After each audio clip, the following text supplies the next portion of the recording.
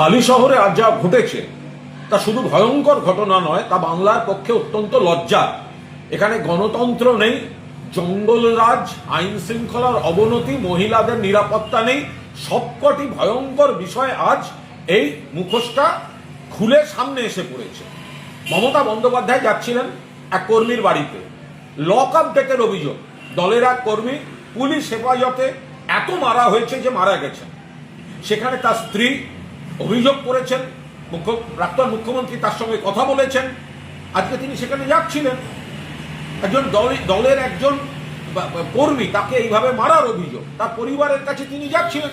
সেখানে হালি শহরে যেভাবে মমতা বন্দ্যোপাধ্যায়ের গাড়ি ঘিরে আক্রমণ এবং তাণ্ডব হয়েছে, অশ্রাব্য গালিগালাজ, বড় বড় ইট পাথর, এরম সাইজের বড় বড় ইট পাথর ছোড়া হয়েছে, মাথা ফেটে চৌচির হয়ে যেতে পারত, বড় সড়ো আঘাত, খুনের চেষ্টা হয়েছে। কি করে হতে পারে এটা পুলিশের সামনে? বিজেপি করেছে, স্লোগানে প্রমাণিত বিজেপি, তাদের লোকজন আইডেন্টিফাইড হয়েছে ছবি থেকে, পুলিশ ওদের ধরুক। এটা হচ্ছেটা কি? অর্থাৎ ভয় সেই মমতা বন্দ্যোপাধ্যায়কে, এসব এমএলএ এমপি জনবিচ্ছিন্ন এদেরকে নিয়ে, কয়েকটা গদ্দারকে নিয়ে যে তৃণমূলের ক্ষতি করা যাবে না, এটা বিজেপি বুঝে গেছে। সেই কারণে আক্রমণটা হয়েছে মমতা বন্দ্যোপাধ্যায়ের উপর। মমতা বন্দ্যোপাধ্যায়কে আটকাতে হবে, তৃণমূল কংগ্রেসকে আটকাতে হবে, এবং আসল ভয়টা মমতা বন্দ্যোপাধ্যায়ের, তৃণমূল কংগ্রেসকে। সেই কারণেই এই খুনের চেষ্টা আমরা তীব্র নিন্দা করছি।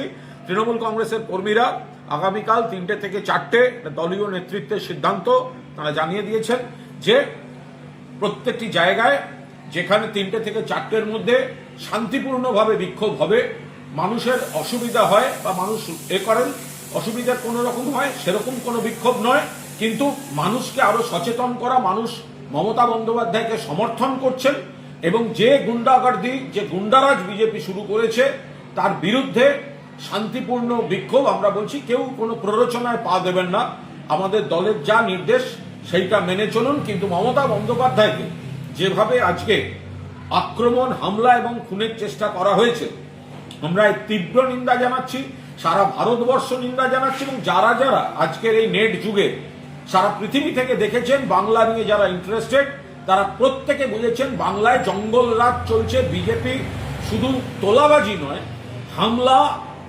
অশান্তি, প্রাণঘাতী হামলার চেষ্টা, এই সব জিনিসগুলো তারা চালিয়ে যাচ্ছে।